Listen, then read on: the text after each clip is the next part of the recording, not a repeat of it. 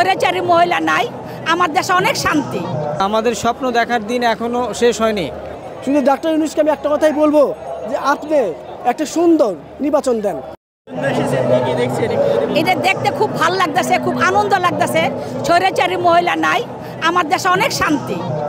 আমার দেশে অনেক শান্তি, আমি এরকম শান্তি চাই। আমি যে আমার ছেলেরা এইভাবে আনন্দ করবে, এভাবে ঘুরবে ফিরবে বেড়াবে, কোনো চাঁদাবাজি আসতে পারবে না, কোনো স্বৈরাচারী মানুষ আসতে পারবে না। এক স্বৈরাচারীকে গেছে বোম্বাইতে, আরেক স্বৈরাচারী আসে, উই কোথায় যাবে সেই চিন্তা করে আসে বাংলাদেশে। হ্যাঁ হ্যাঁ হ্যাঁ, পাত্রকে খুব ভালো দেখতাম, আমি ভালো দেখতেছি, খুবই ভালো দেখতেছে, আর কিছু দেখতেছি না। আমি ভালো ডাক্তার ইউনূস সাহেব খুব ভালো করতেছে। ডাক্তার ইউনূস সাহেব ব্যাংক ব্যালান্স সব কিছু সুন্দরভাবে করতেছে। ডাক্তার ইউনূস সাহেব যদি না পারে তাহলে আমার মতে ডাক্তার ইউনূস সাহেব ছাইরা দিক, বুঝতে পারছো? আমার ডাক্তার ইউনূস সাহেবের কাছে আমার একটা অনুরোধ, সে হাসিনাকে নিয়ে আসতে হবে দিল্লির থেকে, আইনা বাংলাদেশে মাটিতে তার হবে, বিচার হবে। শুধু হাসিনাকে না, ওবাদেরকে কাল্লা কাদারকে নানককে, যত এমপি মন্ত্রী যারা গেছে চুরি করে আমার দেশের থেকে, যত ব্যাংক ব্যালান্স খালি করে, তাদেরকে সবাইকে ধৈর্য বাবা আনতে হবে, এইখানে বিচার হবে এই আমার ছেলেদের সামনে। এটা হচ্ছে আবেগের জায়গা। ওই জায়গাটা না থাকলে আমি গত বছরও থাকতাম না, আজকেও এখানে থাকতাম না, যদি আল্লাহ বাঁচিয়ে না রাখতেন। তো এই অনুভূতিটা আসলে মানে ব্যক্ত করার মতো না, যে আমাদের মানে কি হারিয়েছি আর কি আমরা পেয়েছি, দুটো মিলেমিশে হচ্ছে যে আমরা যেটা হারিয়েছি সেটা হারিয়েছি। আমাদের একটা স্বপ্ন ছিল, স্বপ্ন তো আমরা 54 বছর ধরেই দেখছি। তো আমাদের স্বপ্ন দেখার দিন এখনও শেষ হয়নি।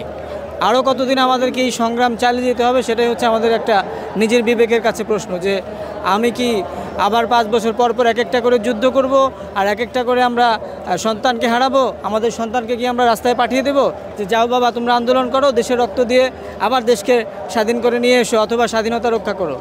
এই যে প্রশ্নগুলো আমাদের বিবেকের কাছে আমাদের করতে হবে, যে আমি আর কতবার আন্দোলন করব? একবার 71-এ করেছি, একবার 52-তে করেছি, আবার এরশাদ সরকারের সময় করেছি, আর তারপরে 96-এ করেছি, তারপরে আবার আপনার 2007-এ করেছি, আবার এসে আমরা এখন আবার 24-এ করতে হলো, সামনে কি আবার করতে হবে? এটা আমাদের বিবেকের কাছে আমাদেরকে প্রশ্ন করতে হবে। নতুন বাংলাদেশ কি কেমন দেখতেছেন আগামী নতুন বাংলাদেশ? নতুন বাংলাদেশ আসলে আমি 5ই আগস্ট থেকেই দেখা শুরু করেছি 24-এর, যে 24-এর 5ই আগস্ট থেকে আমি নতুন করে আবার বাংলাদেশকে দেখতে চাচ্ছি। এবং সেই এই 1 বছরে যদি আপনি বলেন যে কি দেখতে পেয়েছি, আমি বলবো যে মাশাআল্লাহ আলহামদুলিল্লাহ খুব ভালো পেয়েছি। আমরা যে চেঞ্জটা আশা করছি, যে উই ক্যান চেঞ্জ, আমরা আসলেই পারবো। আমাদেরকে বি প্যাশেন্ট হতে হবে, আর একটু ধৈর্য ধারণ করতে হবে, যে না একটু সময় দিতে হবে। একটা বছর হয়েছে আমার ছেলে চিঠি দিছে, বাংলাদেশে এমন কোনো ভার্সিটি নাই সে অ্যাপ্লাই না করছে, কিন্তু কোথাও সে ভর্তি হতে পারে নাই। তার মানে আমি এখন কী বোঝা নেব? যে কোটার জন্য হাসিনার আমরা বিদায় করলাম, আমরা কি সেই জায়গাতেই আছি? আমাদের দুঃখের কথা কাকে বলবো, বুঝলেন না? কি অবস্থা দেখছেন দেশের সার্বিক পরিস্থিতি? দেশের অবস্থা তো কি বলবো, আছে, চলতেছে।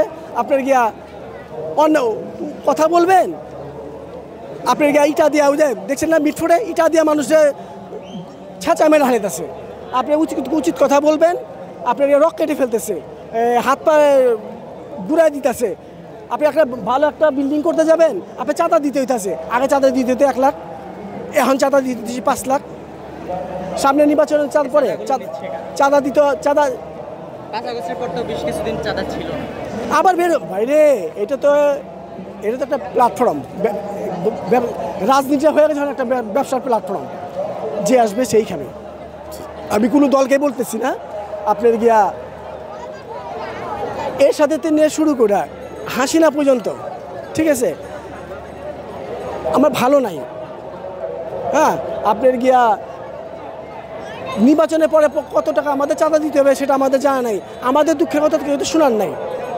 শুধু ডাক্তার ইউনূসকে আমি একটা কথাই বলবো, যে আপনি একটা সুন্দর নির্বাচন দেন, একটা মানুষের যাতে আপনার কথা মনে রাখে, আপনার পুরো জাতি, পুরো বিশ্ব, পুরো দেশ যাতে মনে রাখে এই নির্বাচনটা। একটা নির্বাচন দেন, নির্বাচন না দিলে দেশটা এরকম অস্থিতিশীল থাকবে, আপনার দেশটা ভালো থাকবে না।